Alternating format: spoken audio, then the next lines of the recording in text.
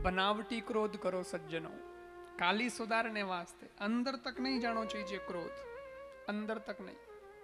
देखो एक बार कही हो एक जगह रामलीला होती। देखो बनावटी क्रोध कैसा होता है मैं बताता हूं आपको। रामलीला होती तो रामलीला में एक सेठ जी थे, वो कराते थे रामलीला, पूरा आयोजन वो करते थे। अब हुआ यूं कि सेठ जी का एक नौकर था। उस रामलीला में सेठ जी जो थे वो तो बनते थे राम जी, और जो सेठ जी का नौकर था वो बनता था रावण। आने जोड़ी, सेठ जी तो बनता राम जी और जो नौकर था वो बनता था रावण। और 9 दिन की रामलीला में जब रोल आता था तो नौकर रावण बन के रोल करता था, सेठ जी राम बन के रोल करते थे।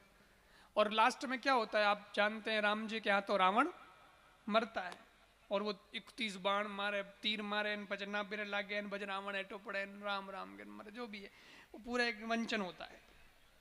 तो 9 दिन की रामलीला हुई, पूरी हो गई। फिर नौकर ने अगले दिन सेठ जी से कहा, सेठ जी आयोजन बहुत बढ़िया हुआ, भीड़ खूब आई, लोगों ने खूब कार्यक्रम को सराहा और अपना अभिनय भी बहुत अच्छा हिट गया, सुपर हिट गया, तो मेरा पेमेंट तो दो, फ्री में तो कितना दिन चालू, मेरा पेमेंट। सेठ जी ने कहा अगला कार्यक्रम बढ़िया हो जाएगा तो दोनों का शामिल दे दूंगा। ठीक है।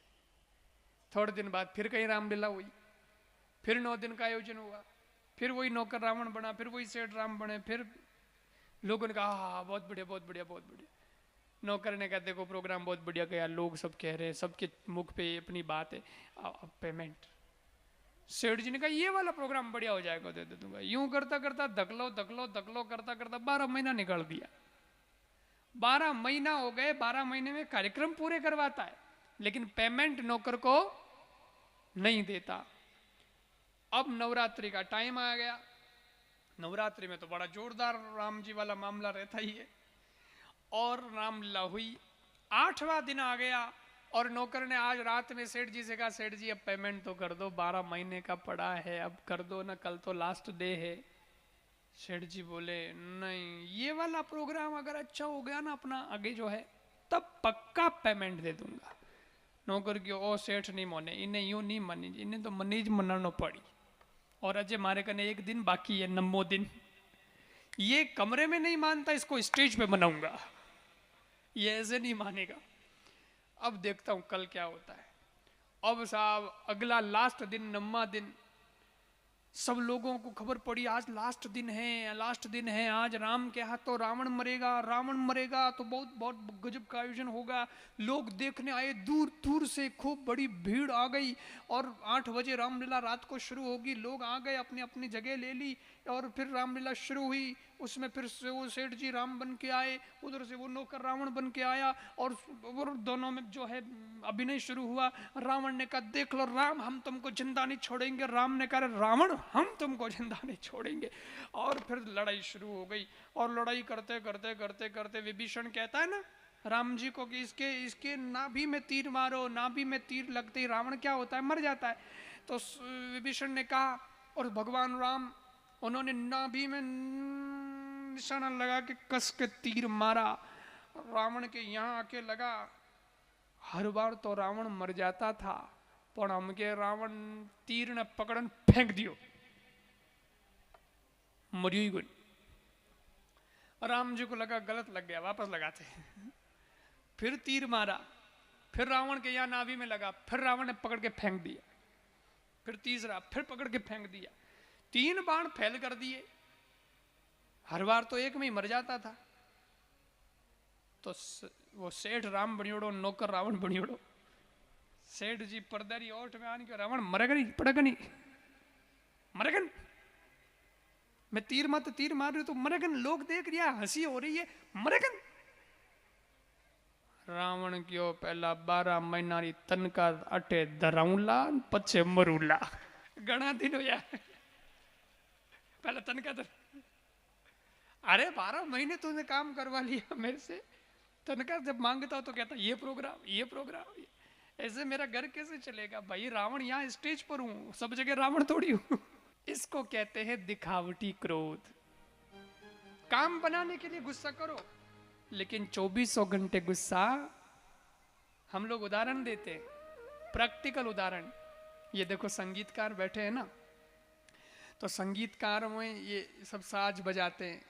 अब ये तो इलेक्ट्रिक साज बहुत आ गए आजकल, लेकिन ये तबला जो है, तबला, तो तबले का नियम है, बाकी सबको तो ऐसे खटके से मिला लेते, बटन से मिला लेते, स्वर में स्वर सब मिलाना पड़ता है, इसका भी एक पूरा पढ़ाई होता है। तो साज है तो साज को मिलाना पड़ता है, तो तबले को भी मिलाना पड़ता है। तबले को मिलाने के लिए क्या करना पड़ता है? चढ़ाना पड़ता है ना। इसलिए तबलची जो होता है वो एक हथौड़ी रखता है, तबले की हथौड़ी छोटी, और उसको ऐसे मारता है तब वो चढ़ता है। और इसमें जो गट्टे होते हैं इनको भी खींचना पड़ता है, तब ये चढ़ता है। और यूं करे वो चढ़ तो उतर जाए। तो जब तक कार्यक्रम होता है, जो गायक जिस स्वर से गाता है उस स्वर का तबला चढ़ा के रखता है।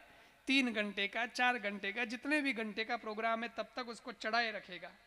लेकिन कार्यक्रम पूरा हो गया, उसके बाद इसको वापस उतार के बैग में रख देता है। क्योंकि 2400 घंटा अगर तबले को चढ़ाए रखेगा तो समझदार तबला वादक होगा, जानकार होगा, तो वो तो उतार देता है। अगर 2400 घंटे चढ़ाए रखेगा तो तबला फूट जाएगा। चड्डुड़ी खिचड़ो ही खिचड़ो रही तो फूट जाए।